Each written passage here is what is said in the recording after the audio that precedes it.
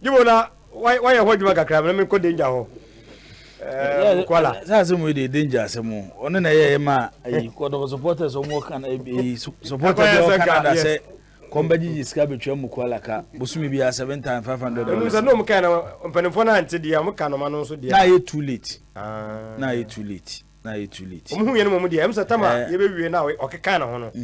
No money abrese nke on be ye. Na ye too late. On say metem say ye no kre say Mukwala asesa na nyoma.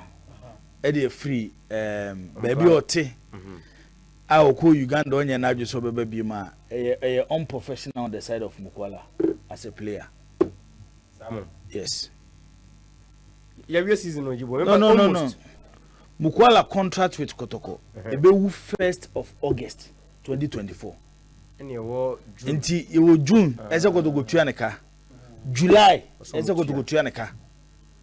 And within that period, no. So we're pre-Kurana. Because the club are obo Kotoko na eso obana Kotoko he no. So what them say? It only means say na nyoma say meko.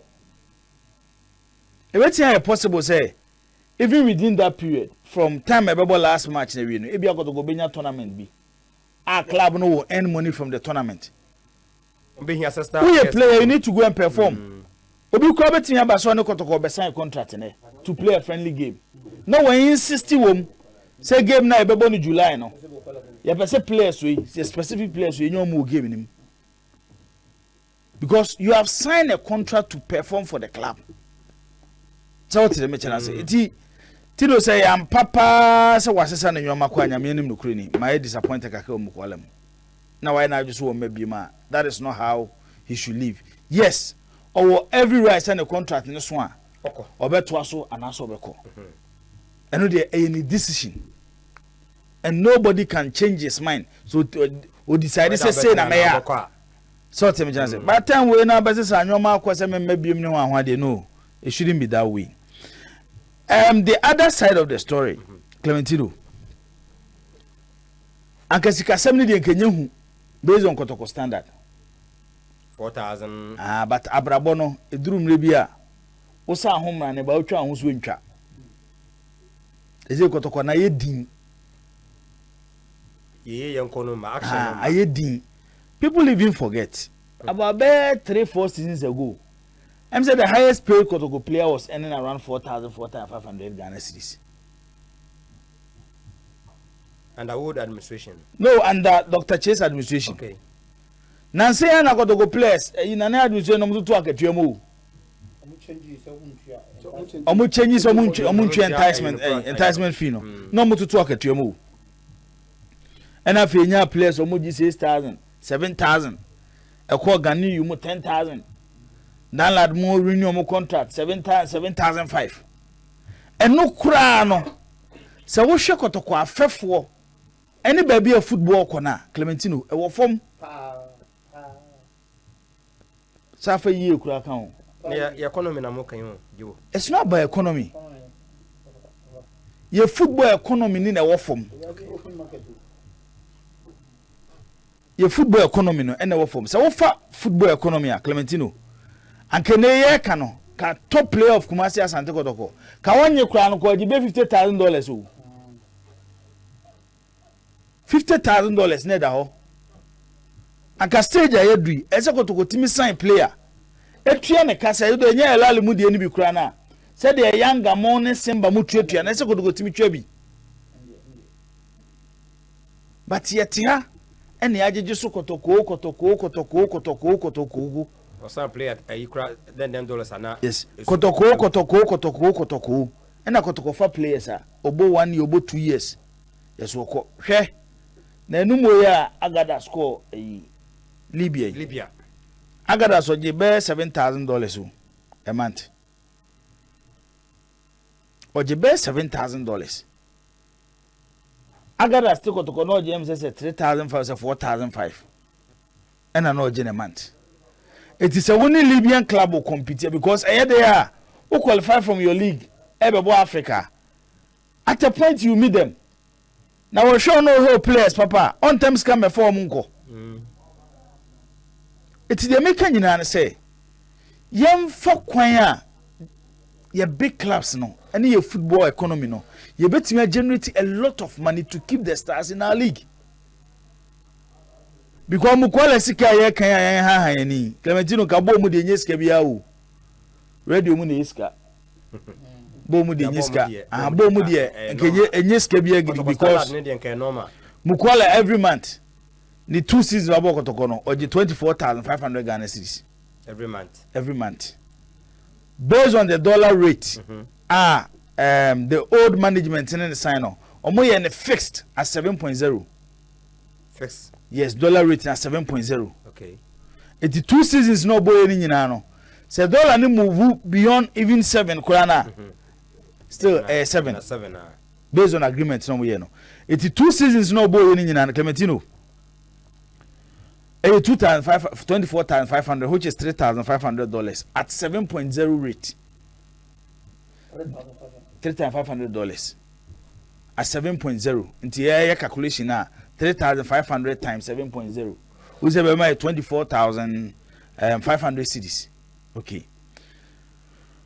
Third season no optional. Say 2 parties ni agree. Omo ye ne say. So mo agree the salary of Mukwala additional $500 and a babeka 3,500 no to make it $4,000. Still, a fixed exchange rate no 7.0.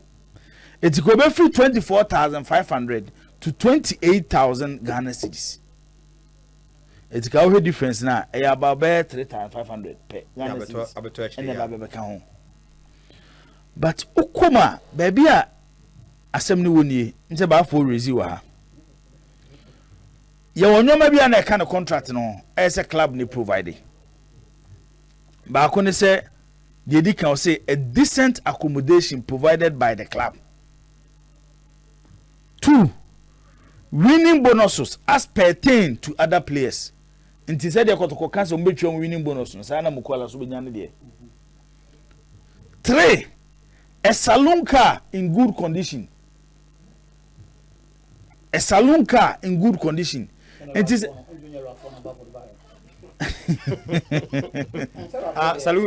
saloon car nyanu bia. A saloon car in good condition. Okay. It's otesa at a point na Mukwala demand for car no kre. Na wona yi no mu. Yes. Okay. Unse Fabio Gama Mukwala. Omo contract omo sign no. Na ese Kotoko provide omo with cars. Ebema na easy among with their movement. The then see you na na amponsa na de ne car. And the vigilante car na Fabio Gama use no. A okwe na no na Mukwala be use ye. Hyundai Elantra no ye dey. Tintini bi no. Tintini so ye Elantra. Enti ofri ho no. So ofu car na be go back to no. Yeah. Enti IMC ba ye no. Na so mo replace car no. Ema Mukwala which omanye. And then how? O say? How no. Say club na say provide. Okay, to some provide because that time na club finances ni shede ni suru gidigidi. It is a bi a or the Bema player ni free. All maintenance was also done by the CEO. I am club na yim. Ba Mukwala no never turn the petrol. Said that time no more coupons or more chema players no. For fuel. Nti se wo hwe na wo de be so ana de course. Marcus Akadwumadu say Sonata na no. Sonata Hyundai Sonata. Se asia na on hye danim ka mu sa. Hyundai Sonata ana. Se asia na on hye danim ka mu sa. On se me no, me favorite Toyota and a Honda. Camry so the so now. Say me favorite Toyota and Honda. But no se asia na anka wo use so expensive cars no. That's how you should Britain's can walk out. What do I can say? Tino, they are tossed 9. 2 air tickets, Ghana, Uganda per season. That's no contract anymore. Yes, that's all the man. 2 seasons, no. No. Every season, we are as a man ever. Premier, no. Ghana, Uganda. Okay. Special bonus of 10,000 Ghana cedis if the player emerges as the top scorer of the Ghana Premier League. And so anye bida. It says can go to be fan come now. Ready so anye. Good. A special bonus of 120,000 Ghana cedis if the player emerges as the top scorer of CAF Champions League. And so out. A special bonus of 15,000 Ghana cedis. Okay, sir. Okay. A special bonus of 15,000 Ghana cedis if the player emerges as top scorer of the Confederation Cup. And also went to me. A special bonus of 20,000 Ghana cedis if the club wins the Champions League or Confederation Cup with the player participating in 70% of the matches. And so, because Kotoko enduro, and you 20,000. Say Kobase, Kotoko etimi eje Champions League and as a Confederation Cup. Na say Kotoko jino etimi bomu 70% of matches na as some this is kanamano. A special bonus of 5,000 Ghana cedis if the club reaches the money zone of the Champions League or Confederation Cup with the player participating in 70% of the matches. And also to continue to a special bonus of 5,000 Ghana cedis if the club wins the Ghana Premier. Sir, according to Di Maria manager. And check your sound, please. Oh, a Facebook video, and and then Monko Facebook for way. And I'm in Pejam. Okay. Okay. Tino. Then a special bonus of 5,000 Ghana cedis if the club reaches the money zone of the CAF Champions League or Confederation Cup with the player participating in the 70% of the matches. A special bonus of 5,000 Ghana cedis if the club wins the Ghana Premier League with the player participating in 70% of the matches. And also went to me. League. Time Mukwala buy no anameboa. A special bonus of 3,000 Ghana cedis if the club wins the FA Cup with the player participating in 70% of the matches. The player shall be entitled to 5% of his net transfer fee. Etika time awobo Kotoko yi. Ene koba say club be better na. Sikano omu 5%. Yes. Scare back Kotoko no Mukwala omu 5%. And the last one is say, I know the normal year away contract mu taxes ne hwan na yin nyina no de ni nyina ewu. Eti ohwe sa anyo ma nyina da hona. Utu say de ne last season wo Kotoko man timi am provide am na ye ka no. Odi aka nyina no eno ne ade a usen ka be ka ho. Aha no ne ade a na esen komo timi provide am no. So tell me chance because Kotoko team na da ho no. Mukwala is their star boy. And Clementino say such players no ope so ye bibi man so money a e wonyo man kitikiti bu e de da homo. Baby amiti captain for my report. Enyo man bi announce anya comfortable no say if you na e do mu nyina akogum no he was not comfortable. No mpe. There be no mpe. Open privacy. Yes. And we kwana me say asia mo discuss say issue no office about ampedu issue ya.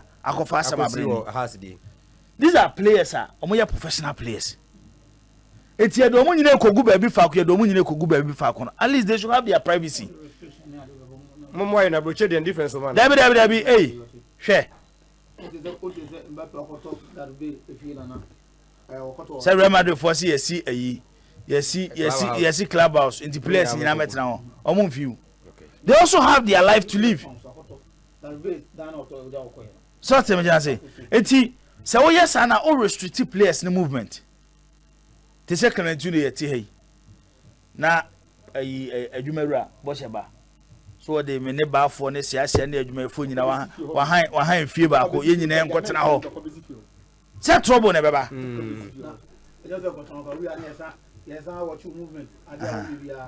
so tell me say Obama ho say Abraham ya mature after 18.